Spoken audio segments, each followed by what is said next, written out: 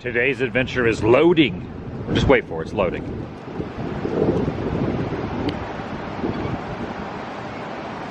Still loading. This is the backside of Wawa. Ooh, that is piping hot. I've now made it over to the St. Cloud Lakefront. Fun fact, right here in this parking lot, a couple pivotal moments in my life happened. This is where I did my first van dwelling video back in 2010, I believe, when I announced I was quitting my job. The last retail job I had, the feed store, was leading up to moving out of my apartment. In fact, I don't even know if I even announced I was quitting the job yet. I think I just was stating that I was no longer going to have an apartment and I was going to sell my possessions and move into my van. And I started it right here. Look at this thing. And then also right here is where I first got the phone call that I was going to be the bass player for Guttermouth, sitting in the same van in this same lot right here. And that turned out, well, that is really loud. That turned out to be a really exciting time for a few years being in that band. Got to tour with bands like the likes of Agent Orange, did a tour with them, did a tour with Authority Zero, did a tour with Agent Orange, play with a lot of other bands, a lot of festivals. This is this little parking lot right here. I should probably do the intro. It's like it's gonna storm up there. Welcome everyone out of the woo here as the recording of this Wednesday, April 3rd, 2024. Piping hot caffeinated beverage that I got backside of that Wawa. Well, I got it on the front side, but then I walked around the back and did the little intro. Family time in full effect. My aunt and my first cousins are staying at Saratoga Springs. I've documented that the last couple of days. They leave early in the morning. So the boys are at the resort. They're doing stuff around Disney Springs. They're doing pool time. I have drove down here to St. Cloud, Florida, dropped my mom and her sister off, my aunt, for a little personal stuff that they are doing.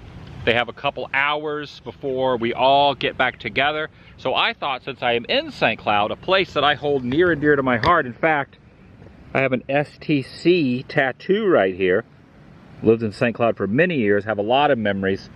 First job was here, apartments here, places I've resided, core memories growing up. I moved here in '91, I would have been 17. I first started driving here, got my first car here. Awesome other things. Not everything will be shared, but a lot of things took place right here. I'm just gonna roll around, see what I can see, share some memories, show some changes, talk about some thoughts, and just have a good day. The storm looks pretty evil off in the distance as rolling in. Join me. Let's get caffeinated. That's good. Shall you? Now, I can remember back in the day, a few times, I would take an inflatable raft, blow-up raft, and I would swim out here. Me and some friends would go way out there. Sometimes during the summer times, it gets a little busy here. I wouldn't say a ton of people, but people do swim here. I don't know if they do as much as they used to. There have been a couple instances, in fact, right over there on that little levee that goes out, right in that little cusp, 10, 15 years ago, an alligator got someone over in that corner. But before that, when I would swim out in here, you weren't really, even though there were gators in here, no one ever thought, you know what, a gator might chomp down on my nether regions or my legs or anything, pull you under. But what the rumor was, that there was brain-eating algae in this. And if you submerged your water, it could have been hearsay, it could have not been true, it could have just been one of those rumors that you hear. And if you got that in your ear, your brain would be tarnished by brain-eating algae. Kind of like Wrath of Khan, that thing they put in Chekhov's ear. But a smaller version of that. That's the way I always interpreted it. But I can never confirm or deny that anyone ever got brain-eating algae. But also heard that River Country, the closed water park outside Magic Kingdom, closed for that reason too. So maybe there is some truth to it. Corner of Dakota and Lakeshore. I wanted to point this corner out because many years ago, when I first moved here in '91, probably for the first 5, 6, 7, 8 years of residing in this town, this was not a sidewalk and a grassy area. You can see it is level grass here now. But back then, this was a massive ravine, almost like a sewage ditch that went down about 8 or 10 feet, like a gully right here, and they eventually filled it in. So if you could go back in time, if you walked this way, you would have stumbled off into a ravine. That is why there's a road on this side and a road on the other side, and they did a heck of a job filling it in. You would have never known, and I would imagine anybody that has moved here since then has no clue that that even exists. Or it did exist, I should say. So those houses would have had a good view of a little gully. Many years ago, right on this corner, I was on a lunch break working at Publix. Me and another guy, we saw a hit and run right here on the side of this Pizza Hut. I got to thinking, I have not been to Peghorn Park in probably 10 or 12 years ago. My dad and I popped in here. And it's open today, and the sign says rain or shine, Nature Park and Trail. Check it out. A lot of St. Cloud history here. They moved a lot of the old buildings over to here. 8 to 6, Monday through Saturday, the only day they're closed. And even if it's raining, it's open. They're closed on Sundays every other time, 8 to 6, rain or shine. Got an old piece of farm equipment here next to an outhouse. Back before there was indoor plumbing, you would use an outhouse to use the facilities. What got me thinking about this place, I was closer to downtown, and I was going to go by the old cannery, which was a couple blocks from New York Ave. I can't remember the name of the cross street it was on, but it was close to downtown St. Cloud. And I went by there and realized, oh, they moved it. And then I recalled, because I'm thinking back, you know, in the 90s where the cannery used to be. And then I remembered that they moved the cannery right here. So this used to be closer to downtown. They have relocated said cannery. Oh, there we go. It used to be at 901 Virginia Ave, right on the side. Nice little barn style right here. Very, very cool. You can almost picture like Jason Voorhees up there in the little hay section.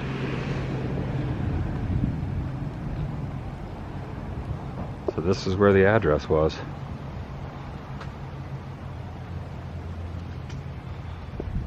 Yeah, I vividly remember this thing being over there on Virginia. Well, I didn't remember the name of the road, but I remember it being over closer to downtown. And it's called the cannery because that's where they did a lot of the canning. You see a lot of the canned good items up top there. Nice historical building. If you haven't guessed, this is probably going to be kind of a peaceful video today. Yeah, up there. Get a little Voorhees action. Watch out for the pitchfork.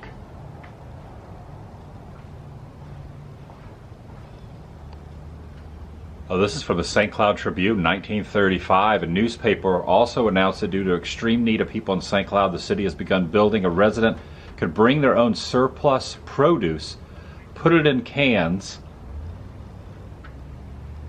and that's where this idea came from, for the cannery. Oh, starting to rain. Starting to rain now. It's an old school.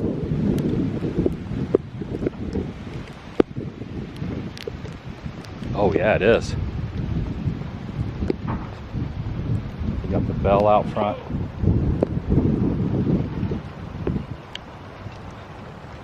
Nice. Get out of the elements for a minute. There's the bell there.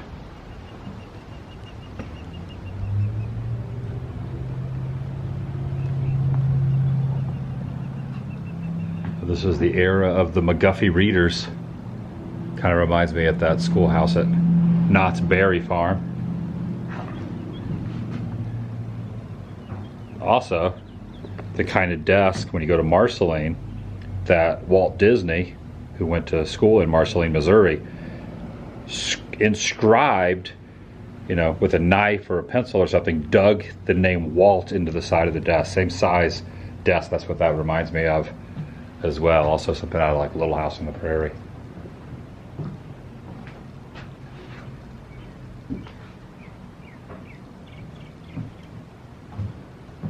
Yeah, the rain's coming down now.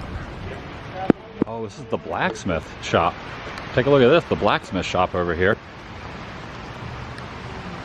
This was most likely relocated. Whew, let me get this out of here. Oh my goodness.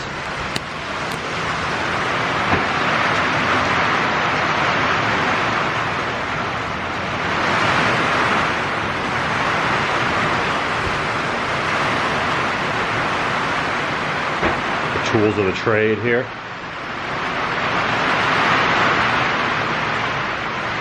Goodness, it's coming down. It's coming down out there.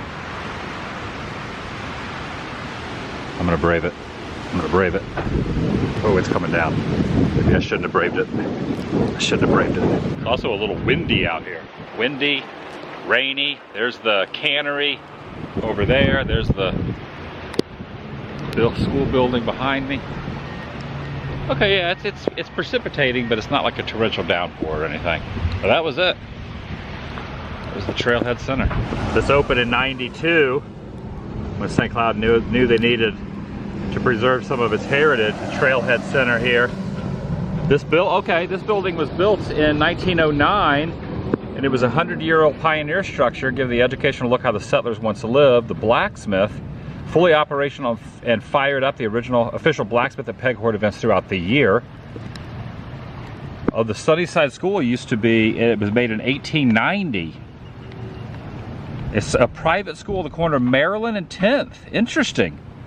That's it right there. Look at that.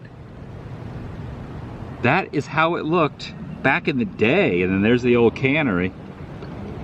Built in '35, originally located on Virginia Ave. That is so dang cool. St. Cloud history. I'm gonna get back in my car though, it's raining. You know, in all the years I've stopped by here, I don't know if I've ever seen anyone out here on a BMX bike using these ramps, these trick ramps. There's a skate park right next door too.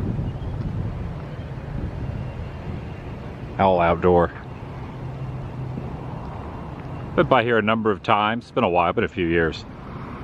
I've never seen anybody out here on a bike doing any tricks. Pretty good little course. Also, the dump is right over there and it stinks. This church building here, or the building that used to have a church, my dad used to minister here when we first moved here in '91. In fact, a few years ago, my dad and I did a whole road trip across the US, all the places that he ministered at. We did a little father and son 10-day road trip. We started off with this one. But I'm noticing the stained glass window that was right there has now been broken out.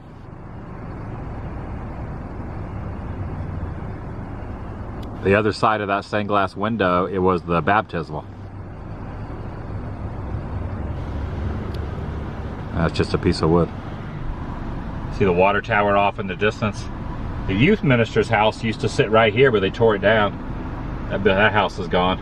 8 or 9 years ago, give or take a year, it might have been 6 or 7 years ago. I kind of lose track of time after 2020, but they announced, they even put it in the local papers, they made a big to-do about it, that there was going to be a skyscraper right here. Yes, a skyscraper. That's how they were promoting and labeling it, a skyscraper.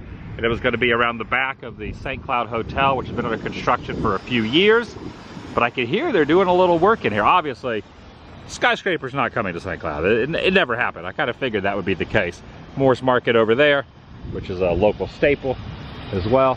And then this place as well, which was the first place that the residents stayed at when they came into town. While the first houses were being built, everyone stayed right here in this building. This is around the back side of it. The front side, you can see, is featured right here. I'll go around and show the front. I've showed this before. I like to give little construction updates on things that are taking place. You can hear they're in there working on it at this very moment. Oh, dang, this is supposed to be the finished product, right? Oh, what the heck? They're gonna have a light here? They're gonna have a light right here on the corner of 10th and New York? That would kind of blow my mind. I don't know if they ever have a light, but maybe they will. That'd be wild, right? If that ends up being the future, they would have predicted something pretty amazing for downtown St. Cloud. I don't know though. I don't see a light there, but you never know. Progress. This is a very familiar stoop right here. I think the apartment numbers have changed, but there's 2 apartments up that door. You used to have a key to that door. You go up the stairs. There's an apartment there. There's an apartment there. That used to be my bedroom. I used to park my van over here. If they were street cleaning, I'd park the van over there. And this was the last apartment I lived in when I moved out of, and I did that whole van dwelling video. Now since then, obviously, I've moved back into other apartments. But for a few years, I just was in my van. Kind of changed the trajectory of my life. I was working at the feed store, get home from work at 6 o'clock. I work 8 to 6, 4 days a week, 10-hour shifts, 40 hours a week. And sometimes I'd just sit right here on this flower bed that never had flowers in it. And I would just sit here in the evening and I would watch people walk out of here. Late at night, there was a bar over there called Big D's. People walking down the sidewalk. They had a few too many adult beverages. Lots of things happened right here on the road. A lot of fights and altercations. Not with myself, but just witnessing some of the people from the bar out here, because there was another bar around the corner over there, and you get the crosshairs of each bar meeting on this corner. And I would look out the window sometimes really late at night, around 2 when the bars would close. Sometimes the officers would be out here. And yeah, if this corner could talk, it could tell some tales right here. Corner of 11th and Pennsylvania. Whoa, tire's missing tire. What the heck? They left the bike, took the tire. Sorry, tire.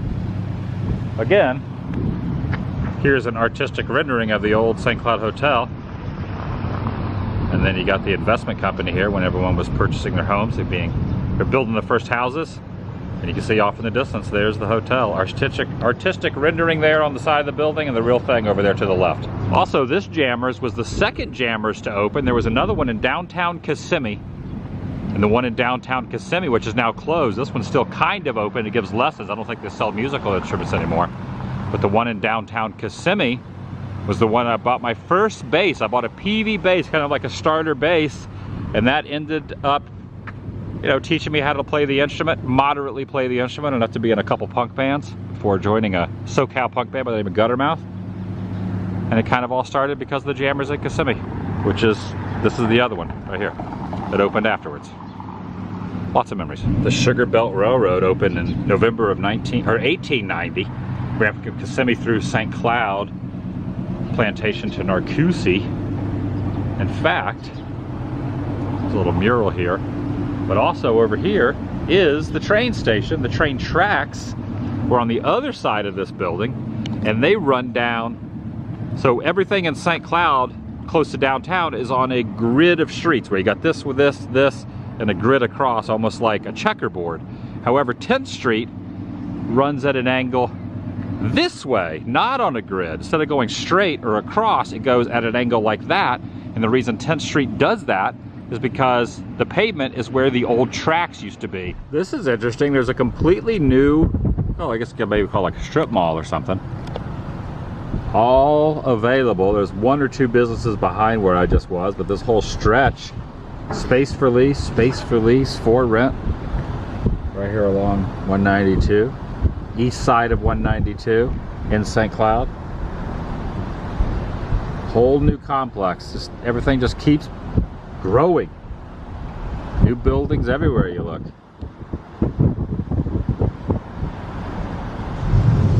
Weather not dry.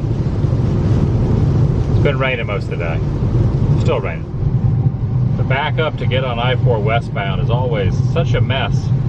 It's even worse when it rains. Look at that over there. Whew. Had an enjoyable time with my family. That is now ended for the series of days. My aunt and my cousins are flying home early in the morning, and I also tomorrow will be boarding a plane and will be departing Florida for the first time in 2024. This is the longest I've gone in years that I didn't leave. A lot of it had to do with the fact that I purchased a house and getting things dialed in and getting prepared. This didn't feel like traveling, but now I do. So tomorrow, leaving the state. Thanks for watching. I'll see you in the next video. The vlog is over.